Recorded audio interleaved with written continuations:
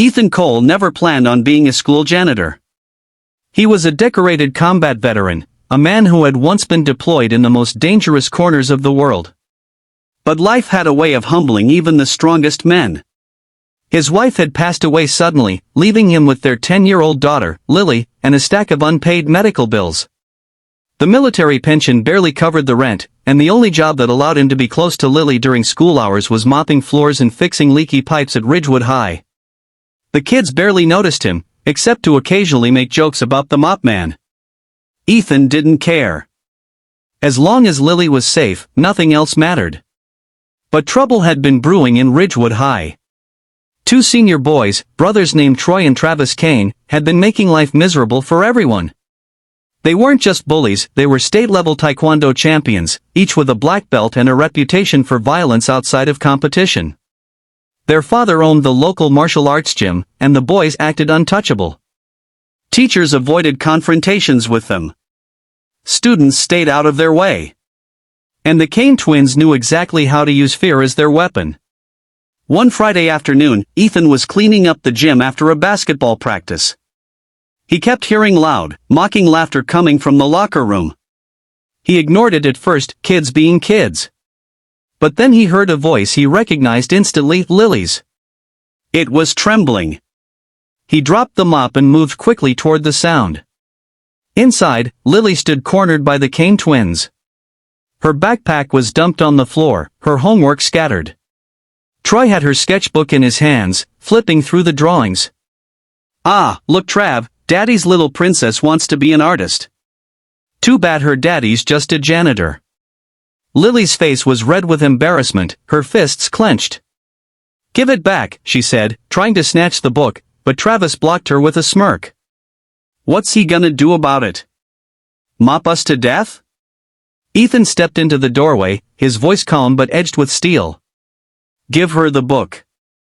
The twins turned and grinned. "Oh look, the janitor thinks he's a hero," Troy said.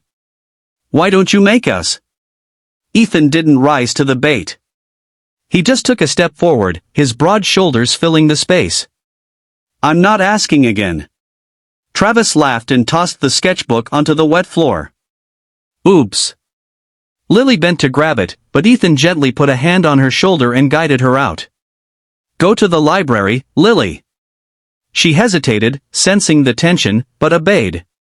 When she was gone, Ethan turned back to the twins. "You think being stronger makes you better. But strength without respect is just weakness in disguise." That seemed to hit a nerve. Troy stepped forward. "You talking big for a guy who cleans toilets?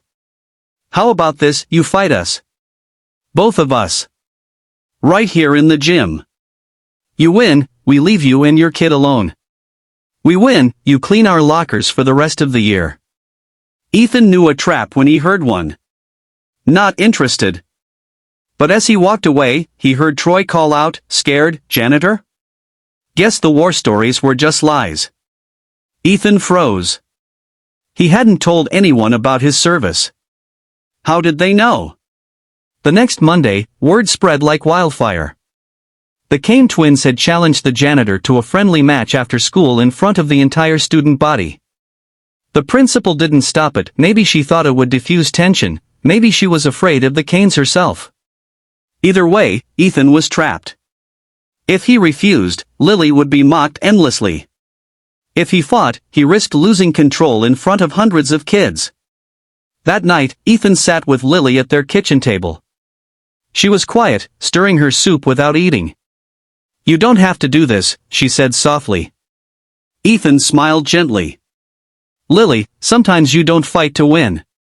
You fight so others know they can't push you around." The next day after school, the gym was packed. Students lined the bleachers, phones ready to record. The Kane twins stood in the center of the mat in matching uniforms, stretching, smirking.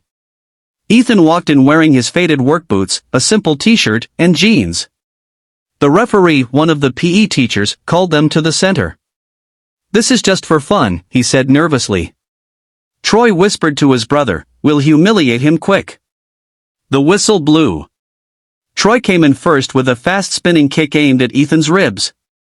Ethan sidestepped smoothly, catching Troy's leg midair and gently but firmly lowering him to the ground. The crowd gasped. Travis immediately lunged forward with a flurry of punches. Ethan blocked each one effortlessly, his movements controlled and precise. The twins regrouped, circling him like wolves. This time they attacked together, one high, one low. Ethan ducked under Troy's kick, swept Travis's leg, and in a single motion, pushed Troy back with an open palm strike to the chest. Both landed hard on the mat. The crowd went silent for a heartbeat, then erupted in shouts. Phones were filming everything. Ethan stepped back, hands down, voice calm. "We can stop now."